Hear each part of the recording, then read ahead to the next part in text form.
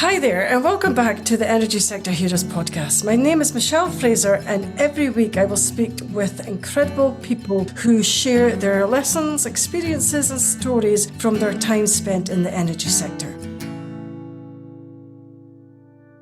Hi there, and welcome back again to this week's episode. If you're new to the show, then please take a second to subscribe and even consider sharing the show with just one other person. This week I am joined by Grant McKenzie. Grant is the VP of Developments at Woodside Energy. Grant, would you like to introduce yourself, please? Yes, thank you very much, Michelle. I am Woodside's VP of Developments based in Houston, Texas, and I'm very glad to be here. No, thank you. So how did you get started off in the energy sector? Great question. So I've been working for about 30 years in the energy sector. When I roll it back to where all this started from, process engineer, chemical engineer by background. Studied at Strathclyde University in Scotland and moved to London and started working in the contractor side of the business, worked through some consultancy roles, and then went overseas. And those overseas positions have taken me to Houston, Texas, where I currently reside. Okay. So you went into did you go into contractor roles and then go back onto a staff role? Is that what you did? Yeah, so I started with Brown and Root back in the day in Wimbledon, actually, showing my age here. And we were working on developments in the North Sea at that point. So that was me fresh out of university as a graduate. I learned a lot by basically just jumping head first, feet first into projects, detailed design on the Schiehallion FPSO, for example, and the ETAP development in the North Sea as a process engineer, graduate process engineer. And from there, I spent more time in the graduate program at Brown and Root, and then I joined more of a front-end consultancy at Genesis. From there, I got insights into the more of the worldwide footprint of the energy industry, the upstream business, I would say, the front end of that business. And I then moved across to BG Group in the UK, and that afforded me the opportunity to go abroad, live abroad, and work abroad. And then moved to Houston with Hess Corporation. And my last move has taken me to Woodside in Texas. Okay. So do you think it's been beneficial for you to move abroad and work abroad to your career? Yes, I would reflect on this. I was thinking prior to coming on here today, what would some of the key lessons be? I think seeing different cultures is definitely a bit of an eye-opener. Working with different people in different cultures is incredibly useful, and it stood me in very good stead. I've learned a lot from working in different locations and working with different companies and different cultures and people.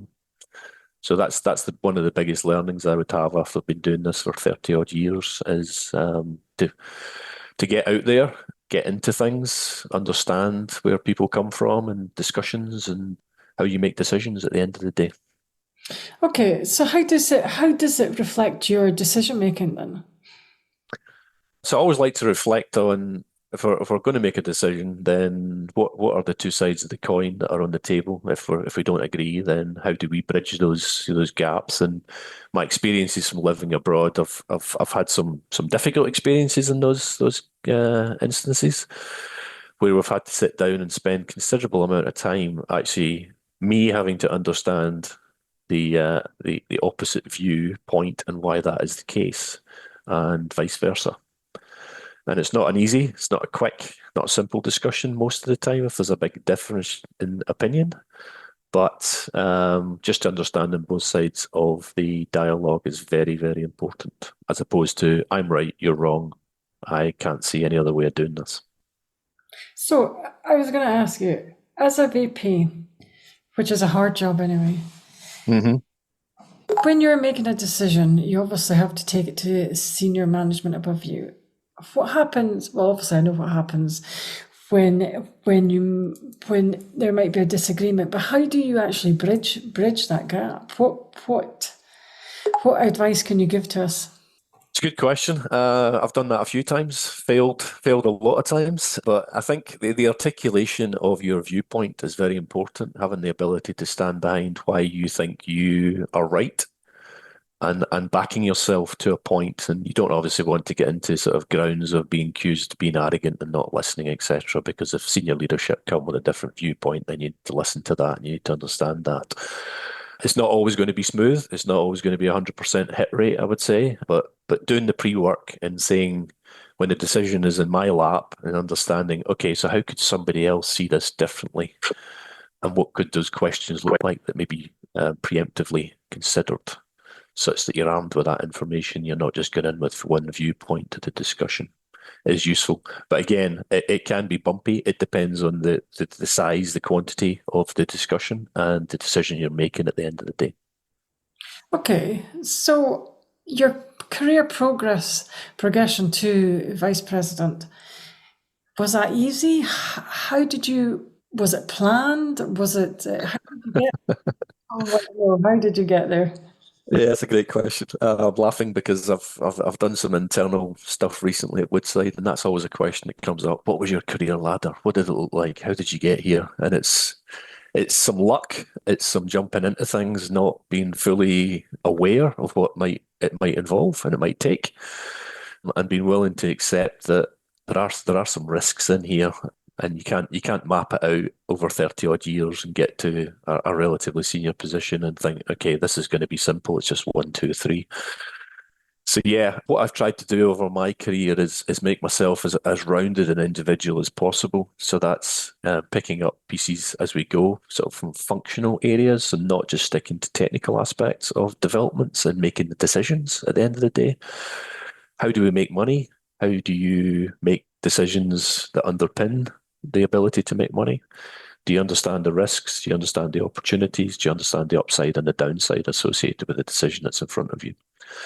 So yeah, I've intentionally gone into other areas. For example, I've worked in gas marketing in my career, and as a mainly technical person, it's kind of, why did you do that?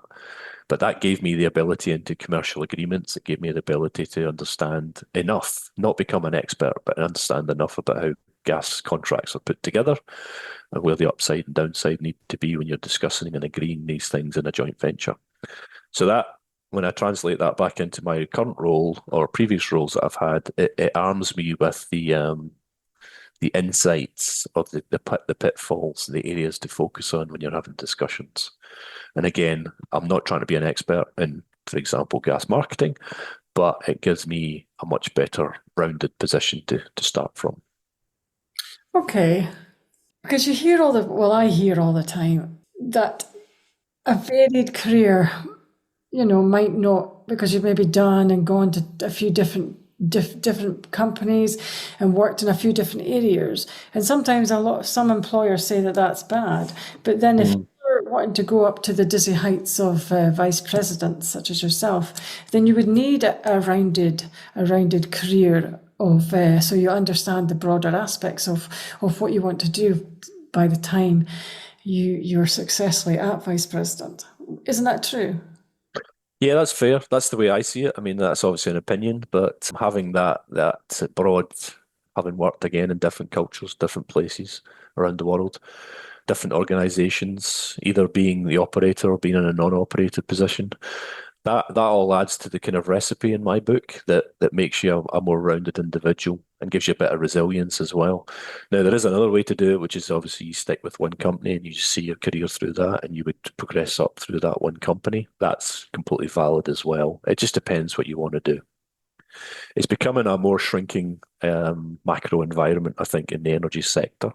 So I'd maybe suggest that the latter of what I've just said is more tricky to do than the other option. Because I was about to say, that was going to be my next question, actually. That is really hard to stay at one company. There's nobody that stays at one company for X amount of years. Yeah. Again, when I look back on my career, I think maybe you could have gotten away with that. It's maybe 10, 15, 20 years ago. That's becoming more and more tricky to do, more difficult to do. But it depends. It depends what you want to do, and it's a very much a preference thing. Okay, so what is the most challenging part of your job just now? People management. I always give that answer. So I'm a technical person by background, as I said. I am more than comfortable to roll around even now in technical stuff and actually do work as opposed to just directing work and people. But yeah, it's always the people aspects of doing the job that keep me awake at night and making sure. And what I mean by that, I mean giving people the opportunity, setting them up for success, making sure they don't fall on their face when it comes to decision making. When you put them in front of senior leadership, they're set up for success. And at the end of the day, they can understand why you're making decisions on their behalf about their next role, or why you're saying that's not the role that you should do. But that all takes time. It needs to be obviously bottoms up work. You need to understand the people you're involved in, the psychological effects of telling people no sometimes. But yeah, that's the one area that I am more focused on, I would say, than anything else.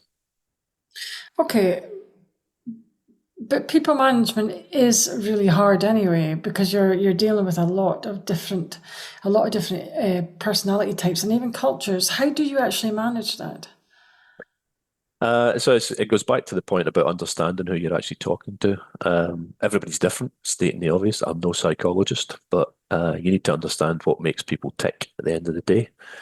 Having hard discussions with people, telling people no is very difficult. But again, will they respect you if you give them enough transparency, enough insight into why the answer is no, and taking the time to explain to people and give them the background and the context is super important.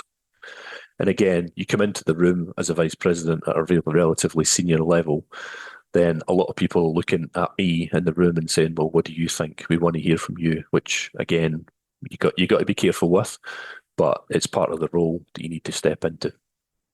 I was going to say that is quite. I mean, sometimes I feel like it's probably quite a unique experience, but it's probably quite common. If you're walking into a room, do people view you differently as a vice president? It depends on the room. It depends who's in the room, and it goes back to the individual people and what do they want from you at the end of the day? Why are you invited to this meeting? Is it just to listen, or is it to make a decision? And if I'm there to make a decision, then I want to hear from everybody. I will intentionally go around the room, not in a pointed way, but just asking people, okay, what do you think the pros and cons of this decision look like, such that everybody in the room, and there might be some more junior people there, feel involved as opposed to just sitting there listening to me, giving them a conclusion without any context.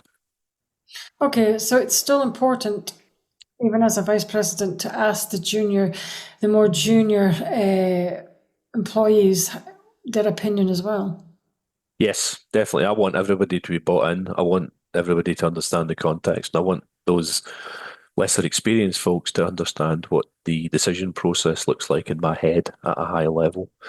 So I'm making the decision of X based on what you've told me, and I've listened to everybody here. And the reason I'm making that decision versus something else is as follows. And then, does that sound reasonable? Does anybody want to challenge that? Is there rationale? Have I missed anything? So I want it to be. It's not. I'm not looking for the collective to make the decision, but I'm putting out there why I'm making the decision and understanding if I've missed anything. Because it can be difficult if you sit in a 30-minute meeting and these people have been working things for months, then maybe you've missed a key component part of the decision at the end of the day. It's tricky.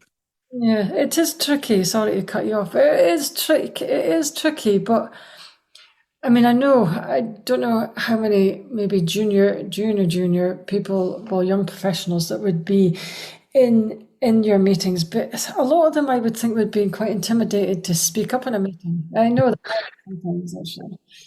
Yeah, that's why I intentionally ask them. And again, it's not me picking on people. It's just to involve them in the discussion.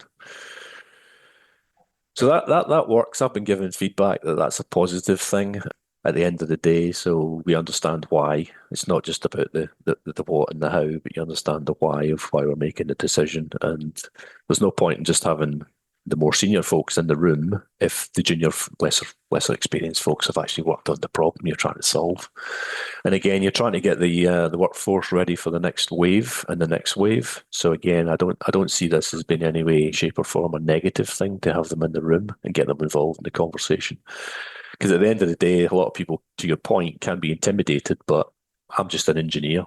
I just want to understand the facts and make a decision based on the facts.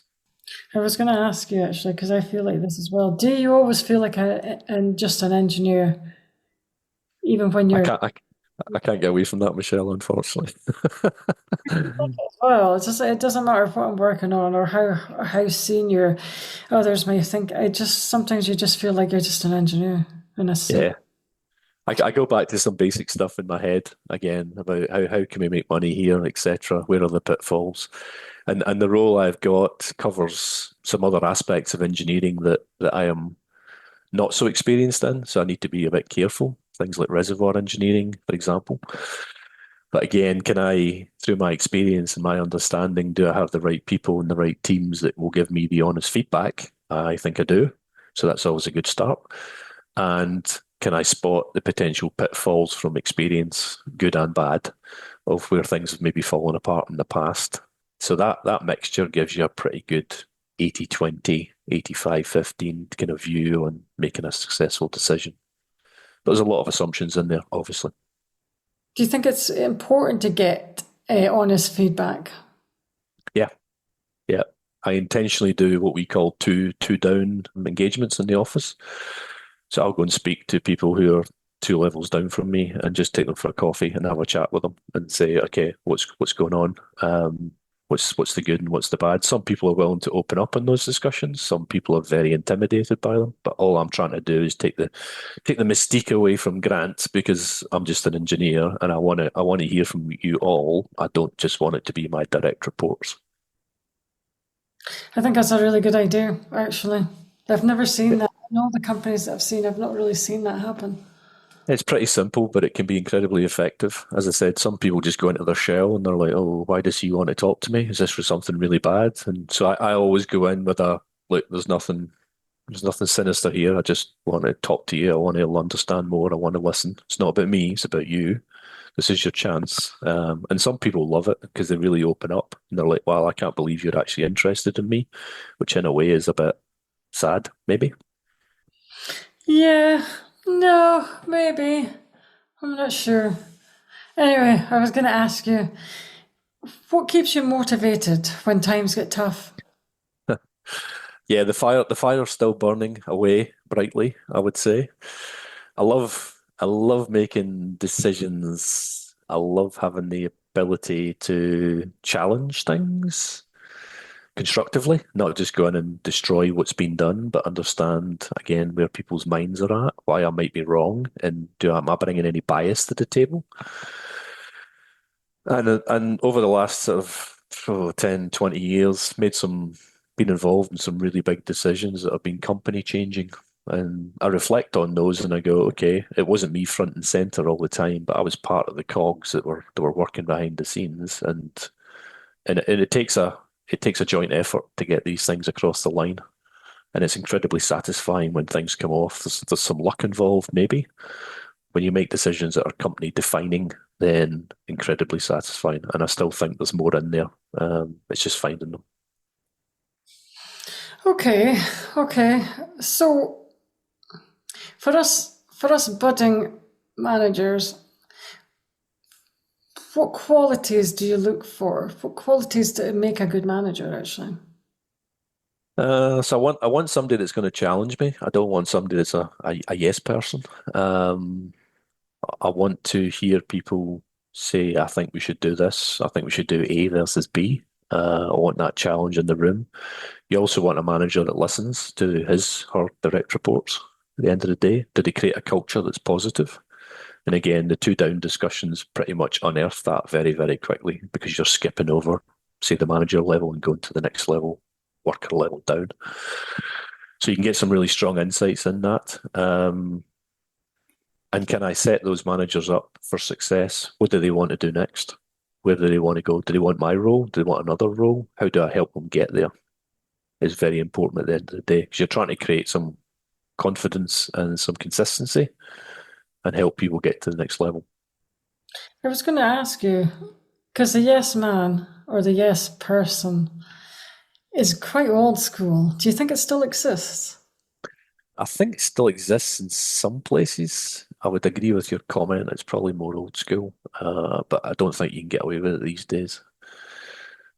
And that reflects on If all you've got is a yes person, then why do you need that person? Because you're going to agree with me 9 times, 10 times out of 10. So nobody's challenging me. That doesn't feel right. Is it wise to challenge your manager though? A lot of people would feel intimidated. Again, it goes back to the context for me, Michelle. It's about given why am I challenging you? It's not to destroy anything, it's constructive criticism. And sometimes I'll let the conversation go and then I will maybe return to it the next day and say, okay, can we just have a quick chat about that? Look, a couple of things I noticed were as follows. There's maybe a couple of areas to focus on going forward that would improve how you turn up at meetings or how you engage. Again, it's coming from a place of help and it's coming from a place of progression at the end of the day. And most people are receptive to that if you give them the context. If I just go in and start bombarding people with negative comments, then they're probably not going to be too happy, which nobody wins out of that discussion.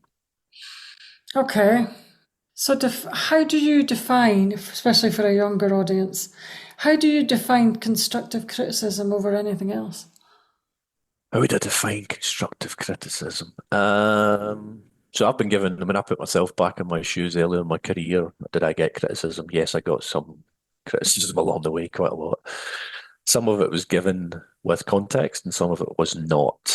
Throwaway comments made from senior leaders that I reflect upon and I think I've got no idea why he or she said that about what I did.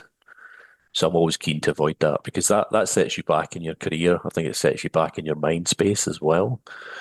Because you got to understand why that person's saying what they're saying, positively or negatively, to be honest. Criticism is hard. It's hard as a human thing to hear, but is it grounded in truth? And sometimes you can have a disagreement. You can say to me, I don't agree with your observations because I see things differently. That's fine. We're not going to agree 100% of the time. Okay. And it's okay to even if you're going to maybe challenge your manager and they don't agree, that is okay as well though. To a point, yeah. But if they're just being stubborn, then obviously you got to be very careful of that. But there's ways of looking at it through what makes people tick at the end of the day. What do they want to do? How do they show up to work? How do they engage with others? You're trying to create a culture that is inclusive, constructive, challenging. Yeah, at the end of the day, maybe we agree 7 or 8 times out of 10 on things, and that's fine. If it's 1 out of 10, you've maybe got an issue somewhere. That's what I would say. And that's maybe a bigger discussion. So it's not always perfect. And you don't have to be always perfect though, do you? Nah, if only life was that simple. No, definitely not. Okay. So how do you know, I was going to ask you, how do you know whether whether one of your junior team members is management material? It's probably quite a harsh question, actually. No, that's a fair question. So I would look for the basic building blocks in my mind would be a strong technical starting point. Did they have that? If they have that, okay, we've moved off the bottom layer. Then we'll move to the next layer, which would involve, again, I look back at myself and I mentioned it earlier. Are they wanting to get to become more rounded as an individual? So do they want to understand things more outside their sphere of direct control? Or do they want to just become an IC up to SME type level, which is absolutely fine. It just depends on what they want to do. Beyond that, beyond the technical, beyond the roundedness, I'm looking for how do they show up in meetings, either internally or externally? Do they bring to the table a level of poise and do they listen?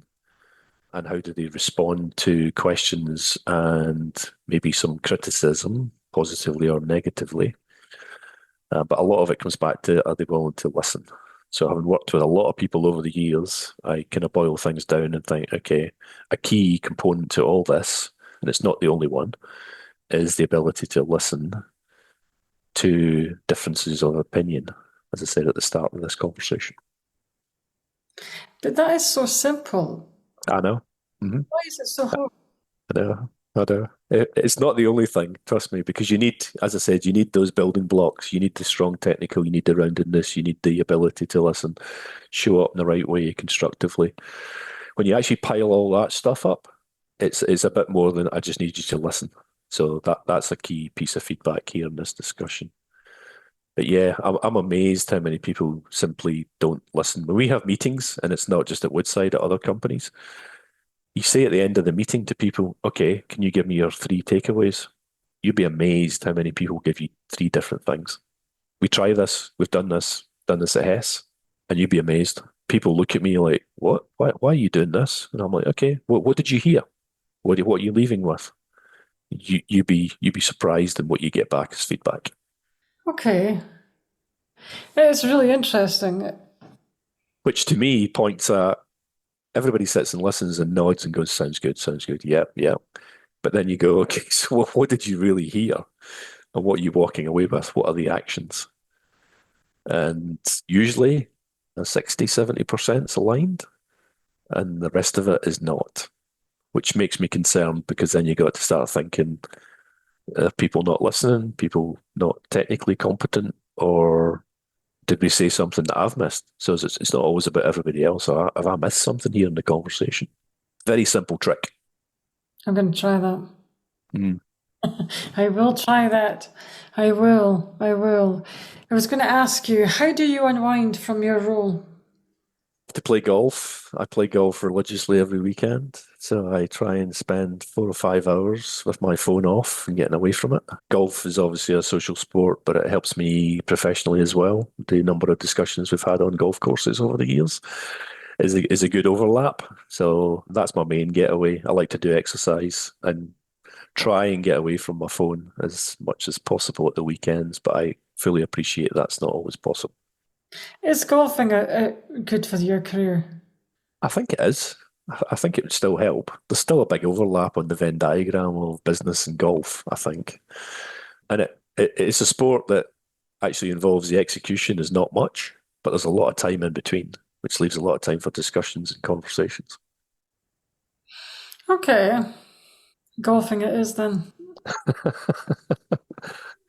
So what would your advice be to any young professionals or young professionals, graduates or young professionals coming into the energy space? Yeah, I think the energy space is evolving. I mean, the whole transition piece, I think it will take longer maybe than people thought 5 to 10 years ago. I think oil and gas is going to be around for a bit longer. But I do think there will be a transition. That transition is ongoing. So I do think that the graduates of today need to be equipped with not only strong technical skills, but other skills. And those other skills would involve more on the computer side. AI, for example, is obviously a main topic point that's racing up and becoming very prevalent in the energy industry going forward. And yeah, we've definitely seen a pullback on classic kind of oil and gas type graduates, which can cause issues. But at the end of the day, what do graduates want to do with their career? If you can get involved in new energy as well as conventional energy stuff, projects, then that leaves you in a very strong position going forward to cover not only hydrogen, ammonia, etc., as well as a bit of oil and gas. I would say that new energy versus conventional energy, there's a lot of overlap. There's a lot of overlap in the pots and pans, as we may say, the things that you need. CCS is obviously the classic one that gets brought out. It's still pipes, it's still compressors, it's still gas. It's just maybe a different type of gas. So as when you actually break these things down, there's a lot of commonality across these groups of projects. Okay. But going back to that, do you think it's going to be hard for them to move about for different projects? Don't know. I mean, you look at all the projections, there's going to be a lot of energy required going forward. You've got a growing population, but you also have other things, data centers, etc., that are going to consume vast amounts of energy. There's a lot of people on the planet today and going forward who will not have access to cleaner energy, which when you actually see it firsthand, and I've seen it firsthand in a number of countries, it's pretty heartbreaking, to be honest, that here we are in 2025 and this is still a major problem. You still have people burning sticks, for example, to generate enough energy to keep the house warm or to make a cup of coffee. So I think having that overlap will help. the next wave of people, the graduates of today, to keep things moving forward. Are they going to have to be flexible? I think they will, because it will be an evolving state of play. Okay. I think so too. I think that given the future for all careers, I think you're going to have to be able to diversify into all energy sectors. Yep, I'd agree with that. Which is not a bad thing, because again, you're becoming a more rounded individual and you're picking up the good and the bad, and you'd be amazed, as I said earlier, how many things actually overlap. It might look slightly different, but there's a lot of duplication. Yeah, because there's a lot, well, I'll say some. There is some people that say that it's really difficult to transition your career from one energy sector to a different type of energy. Maybe you've always been in oil and gas and then you're wanting to go to renewables or wind or something else. A lot of people say that it's quite hard and they're all different, but do you really think that there is an overlap? So I'll be honest, I've not been involved in all parts of the new energy cycle.